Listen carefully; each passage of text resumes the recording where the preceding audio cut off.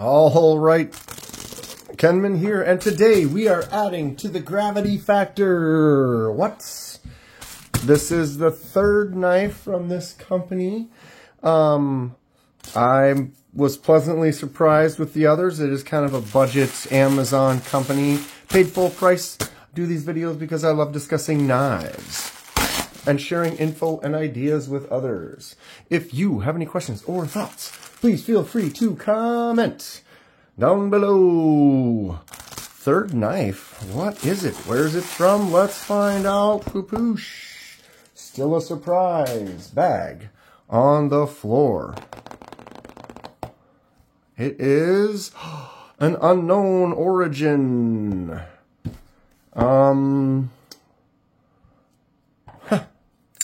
Okay, it's like, which knife am I grabbing? Well, I always use the pyrite, so it'd be weird for me to not grab it. Could have grabbed that one, or that one, or that one, or that one, or that one. Weird issues, I guess. All right, plastic on the floor. Let's get right to it. Nice little box. There it is. Out she comes. I said gravity. I meant it. Ooh, it's got a ring. Look at this weird one. Mini bag on the floor. Okay. Let's do a little quick examination station. Ooh. A little oil on this side. Up. Giving everyone a little bouncy ride there. Sorry about that. Okay, we are wiped off. Here it is. Solid on this side, solid on that side, solid all around. Got a little notch right there, ring on the back, hole in the end. How does this work?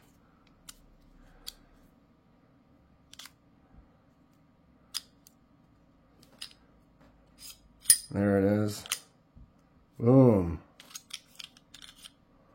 It's tight to start here. We are cinching and pinching. All right. So it's a gravity knife. And that needs to be worked in a little bit. Okay, so how does this work?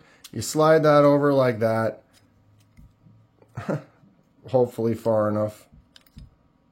And then the knife doesn't come out. This is an inexpensive knife from Trezin. There it is, Trezin right there. The Trezin gravity knife with a ring here. Kind of a smaller ring. I have skinny fingers. My finger barely fits inside of there. But there you go. That is a tight, and it won't go all the way. And then it gets stuck. Whew! We are looking at a live one here today. So I think this retails for like $30, and then I got it on sale. It was like $20. So to me, it's like a why not, give it a shot. But so far, we are not looking good. So that locks it down. Blade cannot come out. So what we're looking at is this here is filling in this gap where that groove is, and then there's a little notch back there. And so the blade, you can see, slides along that rail. And so when this is down and it's out of the way, it passes by, and now that blade is out. If I sit there and hold this down like that, oh, actually I don't need to hold it down, it's in there tight. That blade is actually, I mean, it's going to have play. Anytime you have an out the front type of knife, generally they're going to have play, especially cheap ones.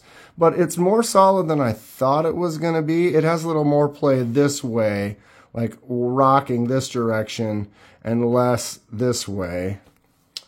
But again, this is just a novelty kind of a knife. So you can see right there as it slides the rail. It should be not so there. Should be able to go like that, and it should just drop. Then you should be able to open it up. Here we go. We're breaking it in. Except for that's a little tight still. Boom. Stab my table. And that's the gravity. Okay, before I... and I fail this one. This is the Trezin. This is the first one that I got. As you can see, this one works significantly better. And it's on the outside, so you can see how that rail system works. Right? So it gets, once it's open enough, it allows it to slide. And so this one actually works good. It's a nice little fit in the hand. We're going to look at all of the Trezins that I got in a second here. But this one inspired me to get the second one, which had inspired me to get this third one, because I thought it was an interesting design. The way instead of this whole piece moves, it's literally just this little section, just this one little bar that moves over. But it's also making it, that's all the way open. And it's just got a little too much play that once it gets down there, see, it should just do that. It should be able to just drop freely either way. So how come when I close this and then I open it up? All right, we're getting there. This one just might require a little more time to break it in. It's big. The handle is huge. All right, we're getting somewhere at least, maybe.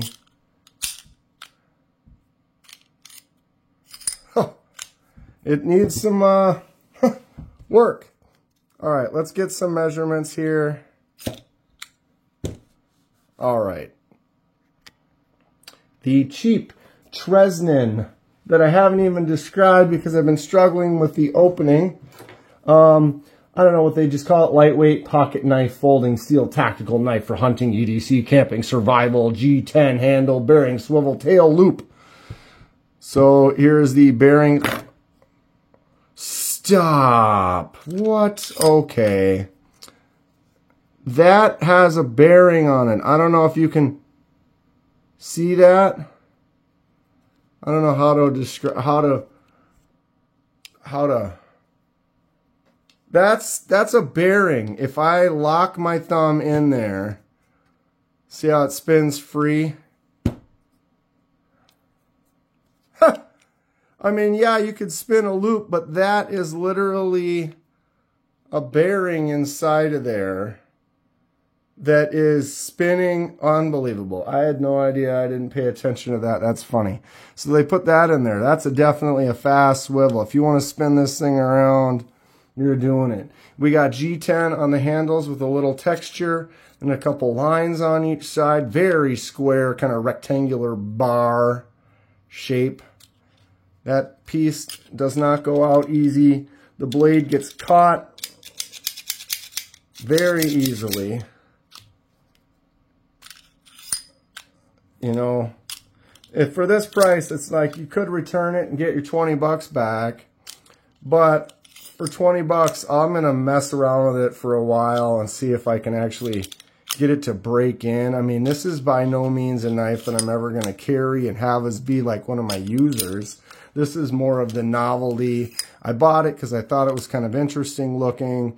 I'm a knife collector. This is cheap, so I will spend more on a meal than I did on this right here. So to me, it's that novelty of like, oh, let's see this mechanism and, you know, check it out and maybe find a company that this is knocking off and find a better one of a mechanism that I might enjoy. That makes sense. Okay, so back out here. Good God. Action is terrible. All right. So yeah, it just says high carbon steel blade, so you don't know for sure what that is. It does not say anywhere on it other than Trezin. We are looking at, wow. That is pretty, almost 9. 8 7/8 end to end. Blade tip to handle is 3 3/8, and then the cutting surface is more like 3 1/8 with a little curve and a straight just a slight belly and then a bigger straight. Handle is 5 3/8 with the ring, 4 1/4 without, just 4 1/4 there to there. And then obviously that ring is 1 1/8. Wow. She's big. Blade thickness, 13, a little thicker for a smaller, or, you know, that size blade. A lot of times they could be even as low as 11. So 14's fairly thick handle. 0.57, that's a little bit thicker. And 9.6 that direction. So it's 9.6 all the way across this way. 5.7 all the way across that way. Yeah, all right. Can you hear the disappointment in my... Like I was expecting. When I buy these $20 knives, I know exactly what's happening. I'm spending $20, taking a $20 bill and I'm throwing it away. And I may end up getting something interesting out of it. I might get something fun. I might get something junk. We've been to all places. Here we are. So that pyrite handle without the ring is pretty much the same size, tip to tip, as the pyrite. Blade is barely longer, but the cutting surface is longer since the pyrite has that nice choil you can choke up on for doing work. Really great kind of EDC. But yeah, minus that ring, fairly comparable in size. So the other Trezens that, you know, this one here, action is good. It drops, it opens, you can shake it out like that. This one does have a spring. See this right here? So that wants to spring back shut. There are some where this actually, the nicer ones, that lifts up on both sides. This whole section lifts, and there isn't a spring in it. Does the spring help or not? I don't know. Does it hurt or not? I don't know.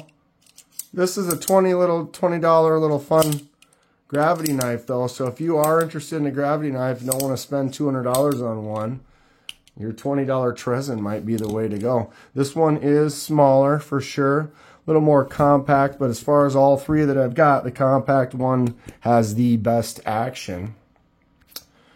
All right, I'll put that one up there. The other one is this behemoth beast right here. This one, the action is a little more like this one I got today. It's just a bulky, loud. I almost need to zoom this camera even further out. It does drop pretty good. You can shake it out. It's got more of that Tonto blade on there. And this section moves out a little further. And there's no spring on this one. This one just stays out. There's a little ball bearing right there that helps it keep it shut, so like it just doesn't just slide open. You kind of have to pop that bearing. Kind of a little detent on it. What's the detent like? Wow.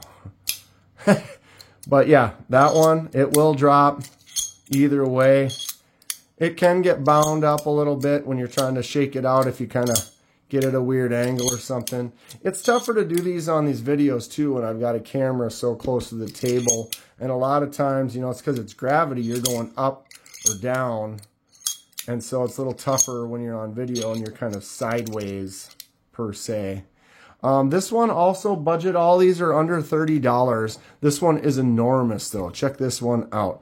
Bigger than the one I got today with the ring.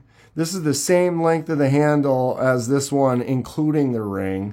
And then the blade is clearly bigger. This is heavy as well. I suppose we can weigh all these. Just showing you the action. They can be fun.